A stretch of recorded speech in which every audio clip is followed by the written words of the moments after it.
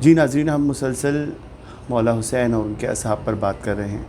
آج 8 محرم ہے اور ہمارے ساتھ موجود ہیں آج بھی مولانا اسد علی زیدی، جو کہ مسلسل مولا حسین اور ان کے اصحاب پر بات کر رہے ہیں۔ آئیے چلتے ہیں ان کی طرف اور آج ان سے جانتے ہیں کہ وہ آج کس صحابی کی موضوع پہ بات کریں گے۔ جی قبلہ، السلام علیکم۔ علیکم السلام ورحمۃ اللہ۔ جی کیسے قبلہ؟ ٹھیک ٹھاک الحمدللہ۔ جی قبلہ، آج کا 8 محرم کا جو ہمارا پروگرام ہے وہ آپ کس صحابی کے مولا حسین کے حوالے سے بات کریں گے آج ہمارے ناظرین کو؟ یہ ہم مسلسل سلسلہ اصحاب حسین پہ گفتگو کر رہے ہیں پچھلے 8 روز سے، اور مختلف اصحاب کا ہم نے تذکرہ کیا۔ آج جس شخصیت کا تذکرہ، آج 8 محرم الحرام ہے 1443 ہجری، اور یقیناً عاشور کا وہ دن جو کہ بڑی مصیبت کا دن ہے اور معرکہ حق و باطل کا دن ہے، پیغام حسینیت کا دن ہے، وہ قریب آتا جا رہا ہے۔ اور ہمیں اصحاب حسینی کی زندگی پہ روزانہ ہم نے یہ عرض کیا کہ یوں سمجھنا ضروری ہے کہ یہ شخصیات سمجھ میں آئے جن کے بارے میں سید الشہداء نے یہ کہا کہ نہ بابا کو ایسے ملے، نہ بھیا کو، نہ نانا کو ایسے ملے۔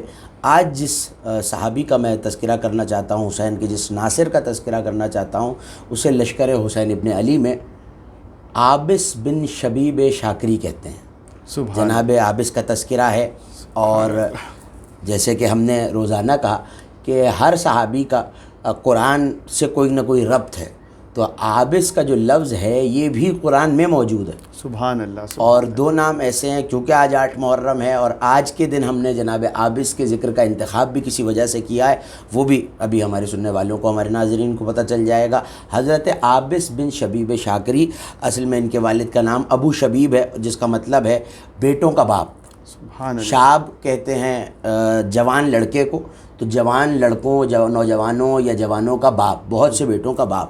عابس بن ابو شبیب بن شاکر، شاکر ان کے دادا کا نام تھا، جس کی نسبت سے ان کا خانوادہ بعد میں شاکری کہلایا، اور مکہ معظمہ حرم خدا کے نزدیک ان کی پیدائش ہے، اور تقریباً امام حسین کی اس دنیا میں آمد کے قریب ان کا سن ہے، اور یہ بھی سن رسیدہ افراد میں 50 برس سے تجاوز کر چکی تھی معرکہ کربلا کے وقت ان کی عمر، اور ہجرت کر کے یہ بھی چونکہ امیر المومنین کے چاہنے والوں میں تھے، شیعان علی میں تھے، تو تاریخ یہ تفصیل تو نہیں بتاتی کہ کیسے اور وجوہات اور محرکات کیا ہوئے، لیکن دل یہ کہتا ہے اور قرینہ یہ بتاتا ہے کہ جیسے باقی اصحاب اور اہل بیت کے چاہنے والے مکے اور مدینہ کو چھوڑ کے اس وقت جب امیر المومنین نے دارالخلافہ کوفے میں قائم کیا اور علی حجاز کی سرزمین کو چھوڑ کے عراق آئے ہیں، تو ان کے والد بھی اسی دوران یہ سرزمین چھوڑ کے جناب عابس بن شبیب شاکری بھی کوفے آئے ہیں، اور باقی کی زندگی کوفے میں ہی گزاری، اور کوفے سے ہی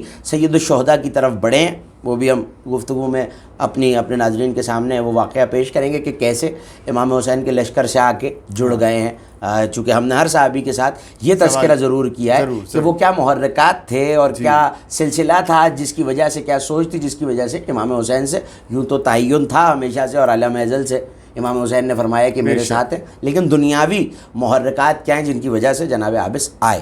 دوسری بات یہ کہ قبیلہ ہمدان سے ان کا تعلق ہے، جو کہ یمن کا بڑا مشہور قبیلہ ہے، اور شاکری میں نے عرض کیا اس لیے کہلائے کہ دادا کے نام شاکر تھا، اور ان کی نسل جو بعد میں چلی وہ اپنے آپ کو شاکری کہنے لگی، شاکر کی وجہ سے، اور یہ اسی قبیلے کا ایک سلسلہ ہے۔ تو جیسے باقی اصحاب آئے، ویسے امیر المومنین کی محبت میں ہی ہجرت کر کے باقی کی زندگی کوفے میں گزاری، اور تاریخ یہ کہتی ہے، اور صرف شیعہ مورخین نہیں، عالم اسلام کے بڑے بڑے تاریخ دان اس بات پہ شاہد ہیں کہ عابس جو ہیں وہ بڑے شجاع تھے اور جنگوں میں حصہ لیا ہوا تھا۔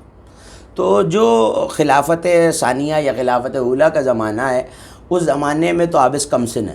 بعض مورخین نے لکھ دیا کہ جنگ فتح مصر میں یا جنگ یرموک میں عابس نے شرکت کی، لیکن یہ بات قریر قیاس یوں نہیں ہے کہ اس وقت عابس سن بلوغ کو ہی نہیں پہنچے، اور بڑی نوجوانی کا زمانہ ہے جناب عابس کا، تو اس زمانے میں کوئی قباحت بھی نہیں ہے، کیونکہ یہ شجاع قبیلے سے تھے اور کوفے میں اپنے قبیلے کے سردار بھی رہے ہیں، اور علم حدیث کے حافظ تھے۔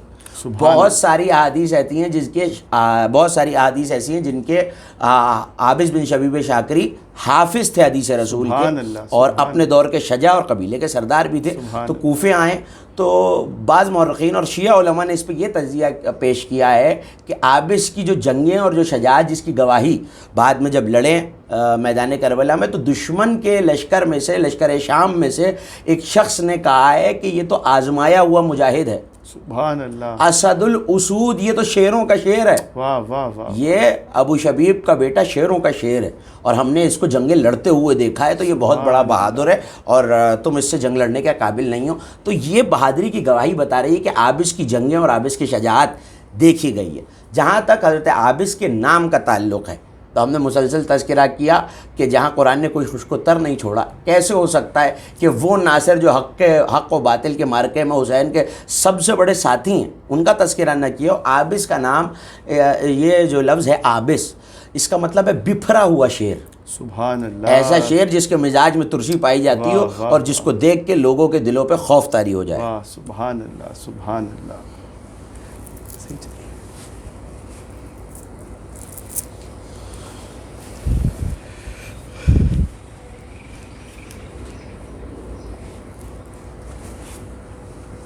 دیکھیے بھائی جی سبحان اللہ.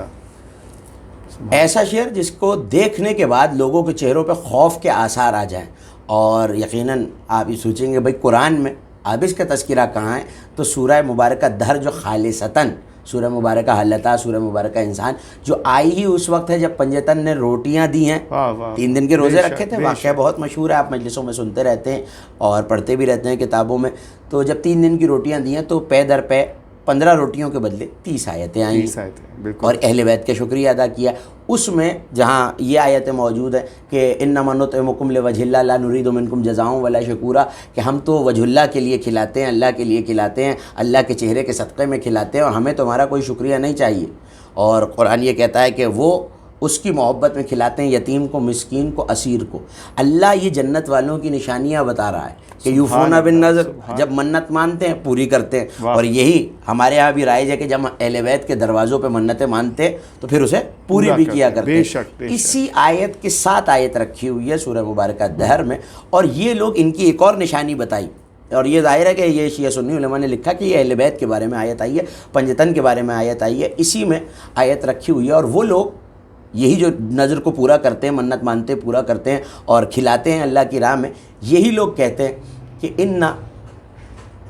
انا نخاف من ربنا یوما عبوسا قمطریرا، ہم ڈرتے ہیں اپنے رب کے اذن سے، ہم ڈرتے ہیں اپنے رب کے اس دن سے، یومن عبوسا قمطریرا، کہ جس دن چہروں کے آثار بدلے ہوئے ہوں گے بلکہ بگڑے ہوئے ہوں گے، اور چہروں پہ ترشی آئی ہوئی ہوگی.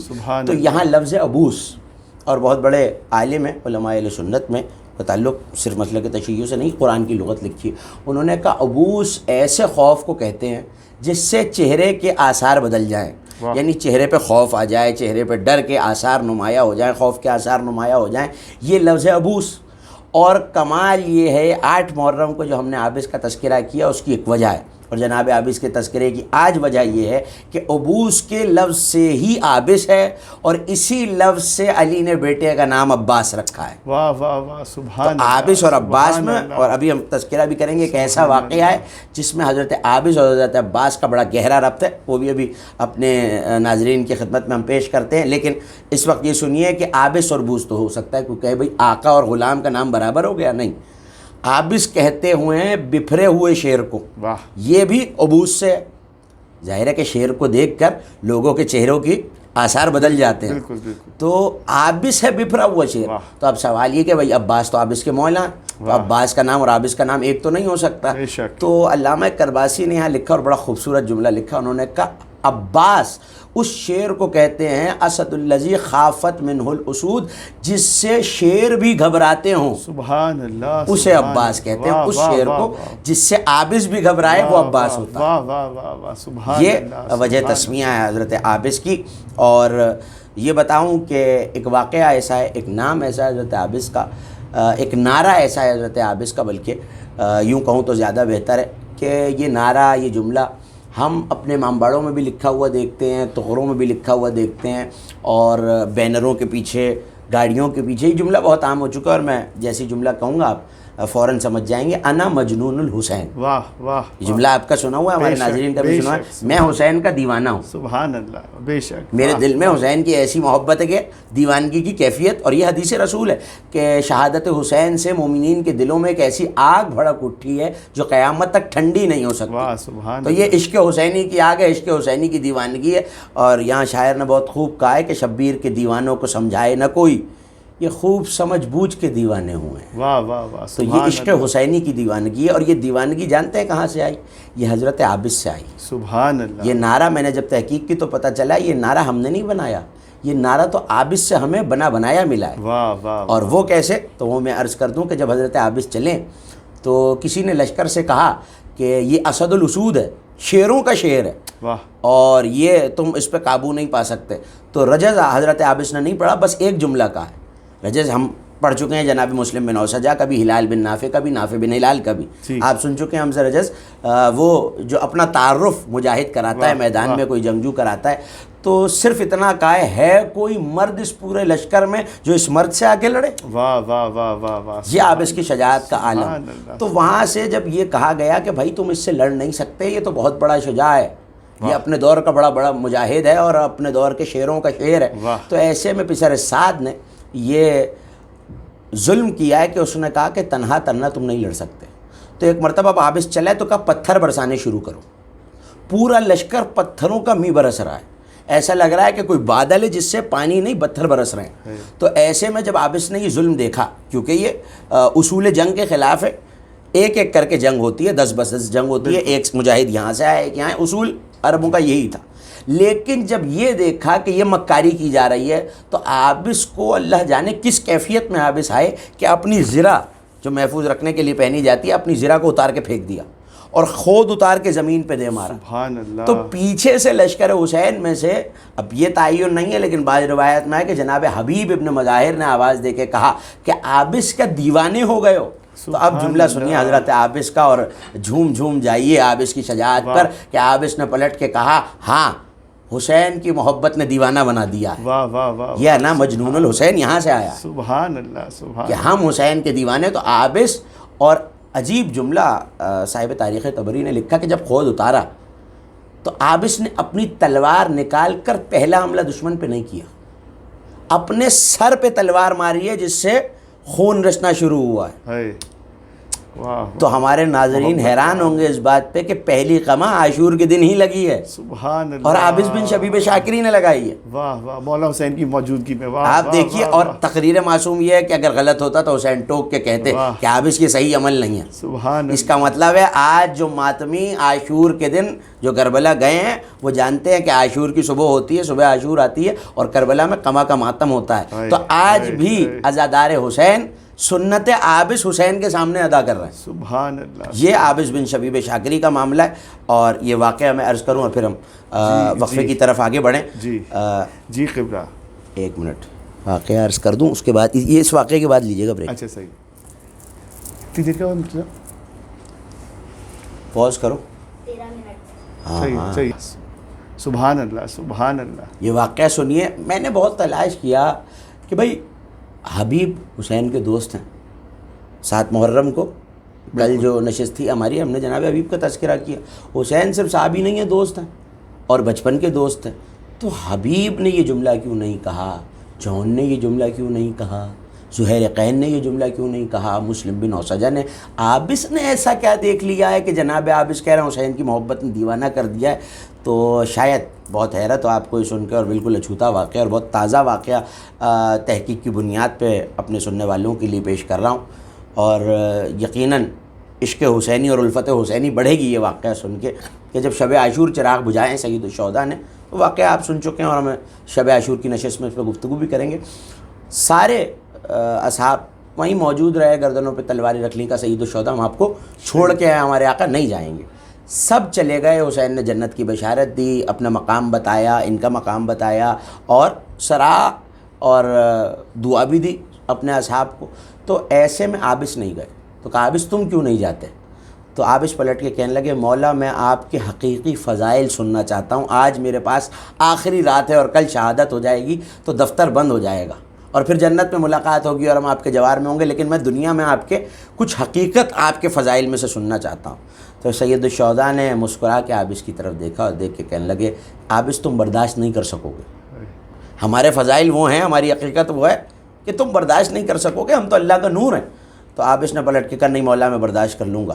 کہا نہیں عابس تم برداشت نہیں کر سکتے، اب جو حسین کی بارگاہ سے جسے حسین رد کر دیں وہ کہاں جائے؟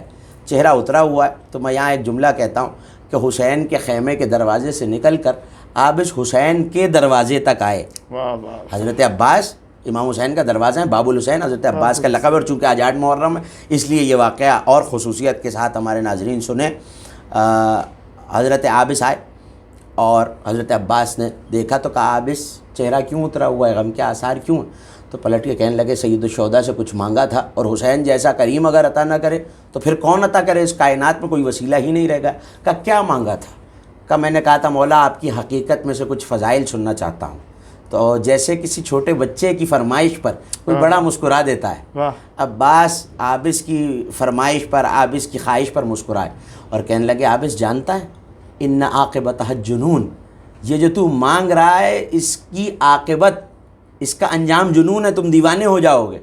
اب وہ انا مجنون حسین آپ کی ذہن میں واہ واہ واہ، عابس تم دیوانے ہو جاؤ گے۔ کہا مولا مجھے قبول ہے۔ کہا عابس پھر ہم طریقہ بتاتے ہیں۔ کہ سرکار بتائیے آپ سے قریب تو سید الشہداء کے کوئی نہیں ہے، آپ نفس حسین ہیں۔ تو کہا جاؤ میرے آقا حسین کو ان کی مادر گرامی سید عالمیان کا واسطہ دو، حسین اس واسطے کو رد نہیں کرتے۔ آئے عابس، عابس اب کیا چاہتے ہو؟ قدموں پہ گر کے کہنے لگے عابس کہ مولا آپ کو سیدہ کا واسطہ، آپ مجھے اپنی حقیقت میں سے کچھ فضائل سنائیے۔ ظاہر ہے کہ حسین اپنے نفس کی بات سمجھ گئے، اپنے بھائی کی، اپنے باپ کی بات سمجھ گئے، اپنے دروازے کی بات سمجھ گئے۔ کہنے لگے عابس میں جانتا ہوں عباس کے پاس سے آ رہے ہو۔ واہ، تو کہا اچھا عابس اگر واسطہ دے ہی دیا تو حسین اس واسطے کو رد نہیں کر سکتے، اس طرف چہرہ کر کے کھڑے ہو جاؤ۔ اب جو عابس اس طرف کھڑے ہوئے تو کہا عابس اب پلٹو۔ امام حسین نے 2 انگلیاں پھیلائیں، کہا عابس ان کے درمیان دیکھو۔ عابس نے اللہ جانے کیا دیکھا کہ ایک دیوانگی کی کیفیت میں سینے کو پیٹتے ہوئے منہ سے کف بہہ رہا ہے۔ عابس آئے اور حضرت عباس کے پاس آئے۔ تو اب جو حضرت عباس نے دیکھا تو مسکرا کے کہنے لگے کیا ہوا عابس، حقیقت مل گئی؟ تو کہنے لگے مولا میں نے ایسی چیز دیکھ لی ہے کہ دیوانہ ہوا جا رہا ہوں، اور مجھے لگتا ہے کہ اب میں اپنے ہوش و حواس حسین کی محبت میں کھو بیٹھوں گا۔ کہا بتاؤ کیا دیکھا؟ کہا مولا عباس میں نے یہ دیکھا کہ امام حسین نے جب انگلیاں پھیلائیں تو دونوں انگلیوں کے درمیان، یہ قدرت حسین کو عطا کی ہے کائنات کے مالک نے، خدائے بزرگ و برتر نے۔ اب جو میں نے دیکھا مولا کی دونوں انگلیوں کے درمیان ساری کائنات چھپی ہوئی تھی۔ سبحان اللہ۔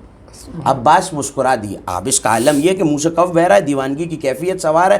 تو کہنے لگے مولا انا اقول ہکذا وانت تبتسم، میں اتنی بڑی بات بتا رہا ہوں اور غازی عباس آپ مسکرا رہے ہیں جیسے کوئی بچکانہ بات کی ہو میں نے۔ تو کہنے لگے عباس اب سنیے فضیلت عابس اور فضیلت عباس، عابس اور عباس میں فرق کیا ہے؟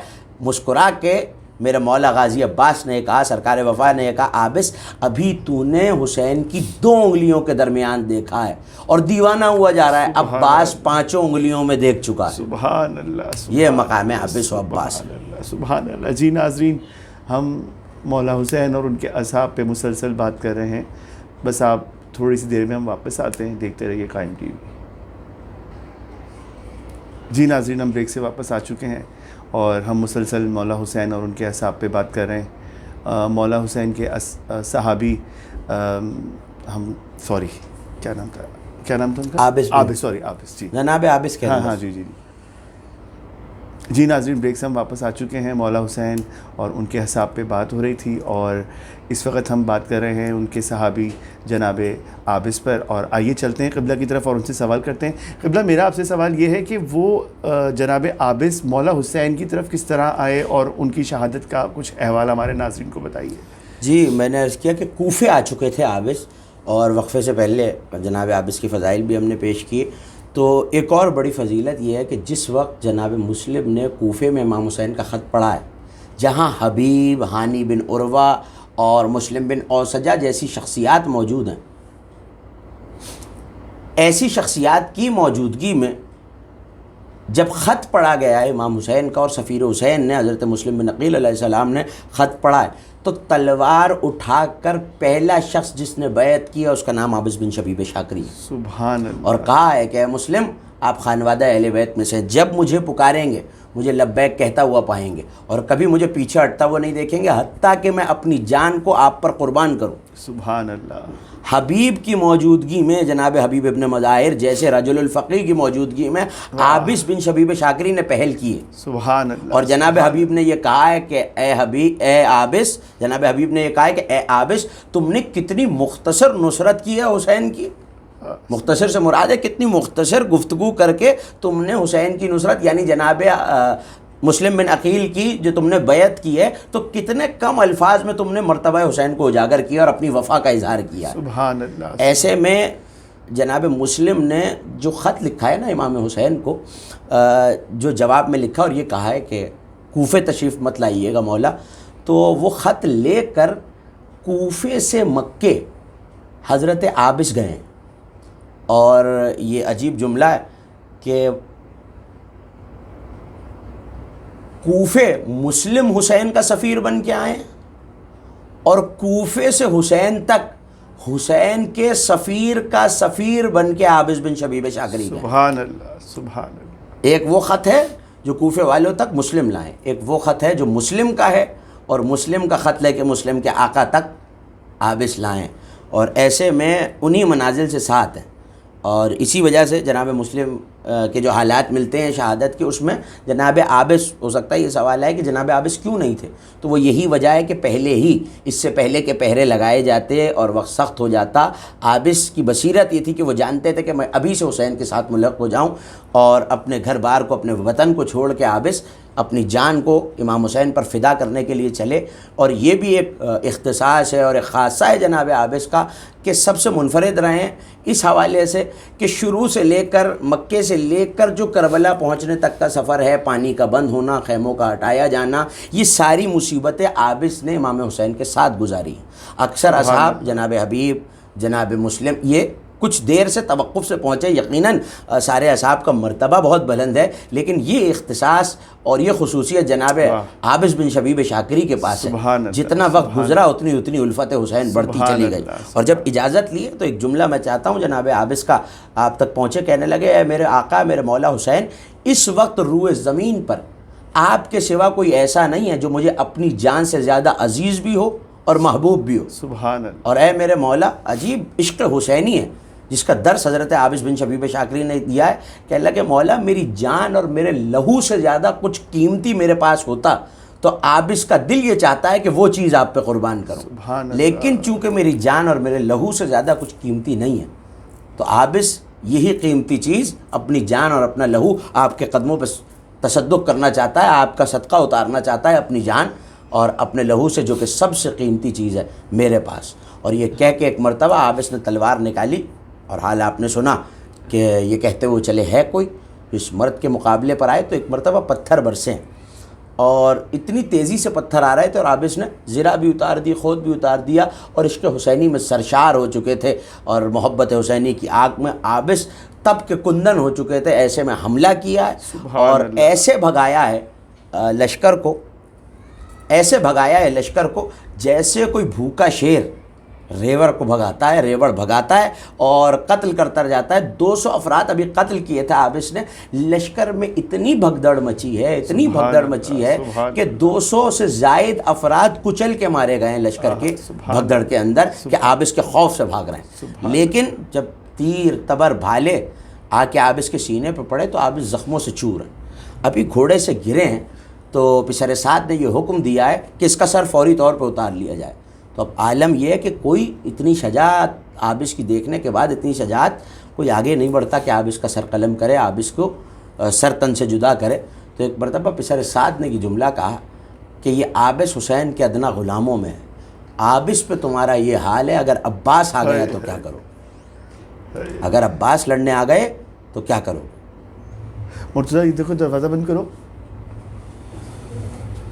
آج مولا عباس کی بھی تھوڑے سے پڑھ لیجیے گا. وہی پڑھوں گا نا ابھی. بس بند کرو. کوئی ہے تو نہیں؟ کون ہے؟ بلا لو. بولو آ رہا ہے، کیا کر رہا ہے، بار بار دروازہ نہیں کھولے. دروازہ کنڈی لگا دو بیٹا، یہ دروازہ کھل جاتا ہے. اور جلدی سے لگاؤ. चलो चलो चलो चलो बैठ जाओ यार अब्बास आओ जल्दी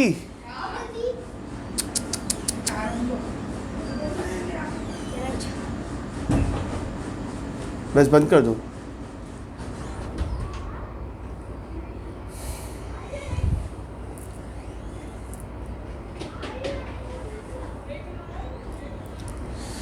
अरे बेटा नहीं आ रहा तो छोड़ दो, आप बंद कर दो बस। जल्दी आओ कुंडी लगाओ। कुंडी लगाओ कुंडी कुंडी लगाओ चलो रिकॉर्ड पे दिला भाई जी जी आबिस पर तुम्हारा ये हाल है, अगर अब्बास आ गए तो तुम्हारा क्या आलम होगा। और एक और गम इस सहाबी बावफा इस नासिर हुसैन का ये कि अभी हुसैन बाली आबिस पे पहुंचने नहीं पाए थे कि आबिस का सर तन से जुदा कर दिया गया था और आबिस को असीर किया गया और एक मरतबा सर तन से जुदा किया।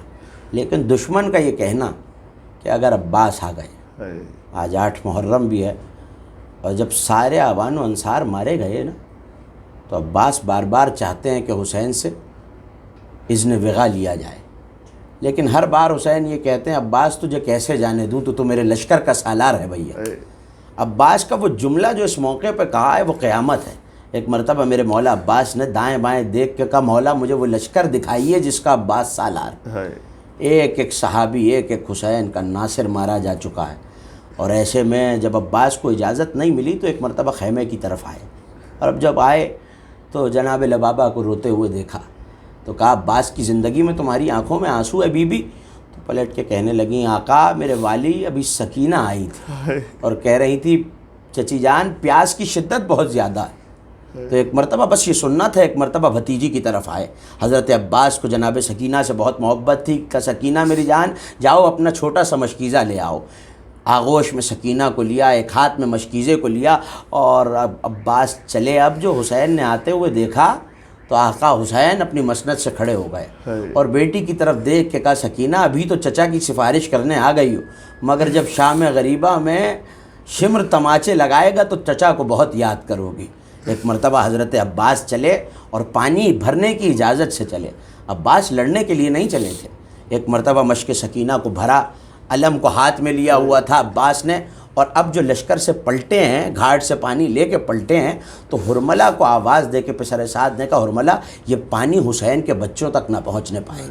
तीर चलाया हुरमला ने। अब्बास अब तक अपना दिफा करते आ रहे हैं और चाहते हैं कि किसी तरह मशकीज़ा सकीना तक पहुंच जाए, लेकिन ऐसे में एक मलऊन ने दाएं बाजू पे हमला किया, बाएं बाजू पे हमला किया। अब्बास मश्क को दाएं से बाएं बाजू पे लाए और जब दोनों बाजू न रहे ना तो मेरे आका ने दांतों में मशकीज़े को थाम लिया, अलम को जानू और घोड़े के दरमियान थाम लिया। अब्बास चाहते हैं कि किसी तरह सकीना तक पानी पहुँच जाए, मगर एक तीर सनसनाता हुआ हुरमला का मश्क सकीना में आके पेवस्त हो गया। बस पानी का बहना था कि सक्का की आस भी बह गई और अब्बास ने एक मरतबा घोड़े को फरात की तरफ मोड़ा और अब तीरों का भी बरसना शुरू हुआ। तीर पे तीर चलते जाते हैं, अब्बास पे तीर बरस रहे हैं। ऐसे में एक मलऊन ने सर पे गुर्ज का वार किया। उसके बाद मेरा आका अब्बास अपने रहवार पे संभल न सका, आखिरी सलाम जो मौला को किया तो कहा आका गुलाम का सलाम कबूल कीजिए। और एक मरतबा मख्तल ये कहता है कि हुसैन ने अब्बास की शहादत पे अजीब जुमला कहा, कमर को थामे कभी दाएं गिरते थे कभी बाएं गिरते थे और कहते थे अनकसरा तज़हरी, अब्बास तेरे जाने से हुसैन की कमर टूट गई है भैया। और आखिरी जुमला ये कि अगर ये जुमला न कहूँ तो 8 मुहर्रम मुकम्मल नहीं होती। अब्बास के जानू को सर पे रखा। एक मरतबा जब पहुँचे हैं भाई के लाशे पे तो हुसैन ने एक ही तो हसरत की, अब्बास ने सारी ज़िंदगी हुसैन को आका कहा है। तो रो के कहने लगे अब्बास मेरे भाई, एक मरतबा भाई कह के पुकार। अब्बास ने अपना सर हुसैन के जानू से हटा लिया। हुसैन ने फिर जानू पे सर रखा, अब्बास ने फिर सर हटा लिया। एक मरतबा रो के पूछा भैया ये बार बार जानू से सर क्यों हटाते हो?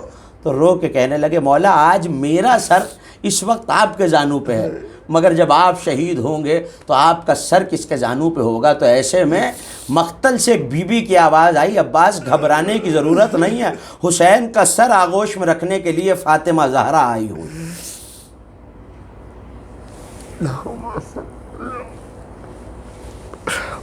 स्टॉप कर दो।